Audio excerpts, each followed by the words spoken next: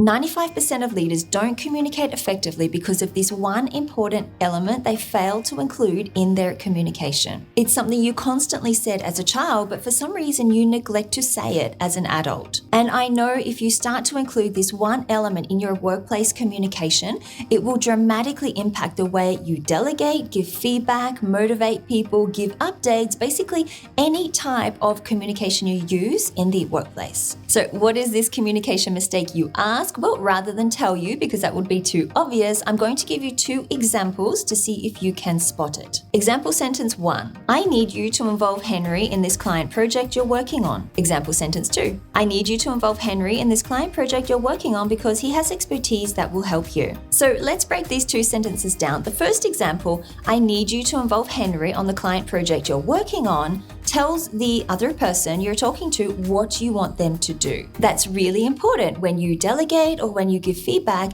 you need to tell the other person what you would like them to do or what you would like them to improve on. But when you hear this request, so imagine it were you who were on the receiving end of this request, what's the first thing that comes to mind? What is missing in this sentence? Why? Why do you want me to involve Henry on this project? That is probably the very first thing that comes to mind if someone were to say something like this to you. Knowing and understanding the why behind any request is imperative for the other person to buy into that request. And I'll talk more about that in a moment. The why is something that the second example includes, but the first example doesn't. In the second example, I say, I need you to involve Henry on the client project you're working on because he has expertise that can help you. Do you see the difference between these 2 examples and the likelihood that the other person is going to comply with your request when you actually tell them why, when you provide a because and a reason why they should comply with your request? Okay, so why is including the why so important? Well, basically, people need a compelling reason to change their behavior. If they've been doing something the same way for a long time, and if it's working for them,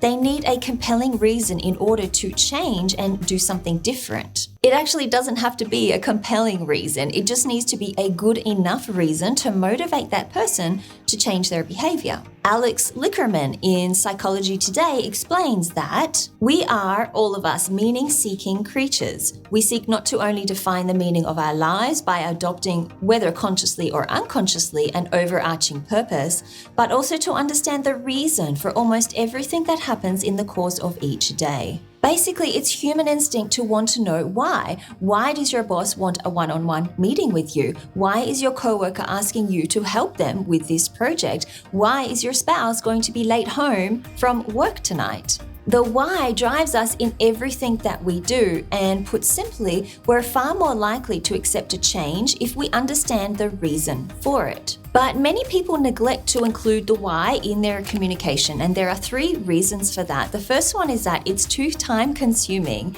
It takes effort and it takes extra time to communicate the why with your request. When you delegate or when you give feedback, it takes more time and more effort to include a why in that communication piece. The second reason is they think it is obvious. So the why is self-evident to that person making the request. They understand why they're asking you to do that, and they assume you will understand the why as well. So why do they need to explain it to you? The third reason is they see it as giving away their power. So some leaders feel that when they include a why with their requests, it gives away unnecessary justification to the other person and essentially is giving away their power. But in my mind, the positives outweigh the negatives in this case. So if you want to improve your leadership communication, I recommend that you include the why whenever it is applicable. So let's look at how you can do that with 3 examples: delegation, giving feedback, and giving updates. When you delegate without telling people the why, this is what it would sound like. Dana, could you quickly update Project X with these changes by 2 p.m. today?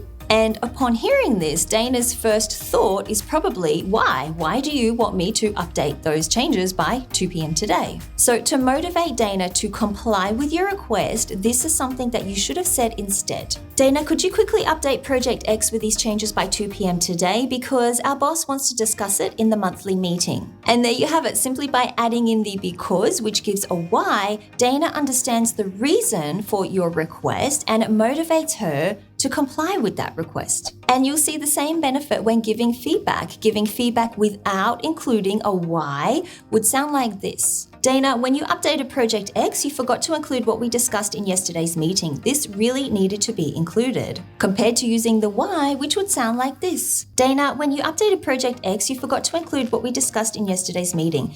This really needed to be included because it was a major talking point for our boss. So are you starting to see how including the why gives people a reason to change their behavior? And for regular updates, including the why helps too. An update like this, we will not be continuing on with Project X anymore, leaves people with a lot of questions, and guess what they are probably asking themselves? Why?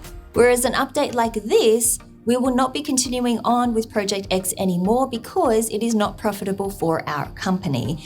Gives people a reason so they understand exactly why you will not be continuing with Project X anymore. Basically, it puts their mind at ease and helps you make your communication a lot more impactful and a lot more effective too. So I encourage you to try to incorporate the why in your communication from now on whenever it is appropriate, and let me know in the comments how it has helped you, how it has made your communication more effective. And if you want to communicate better with your team and you want to know 3 phrases that will definitely help you in that area, then you need to watch this video right here. Thank you so much for watching. Don't forget to like this video if you got some value from it. Subscribe to my channel if you want to see more videos like this in your feed every week. And I will see you next week with another video.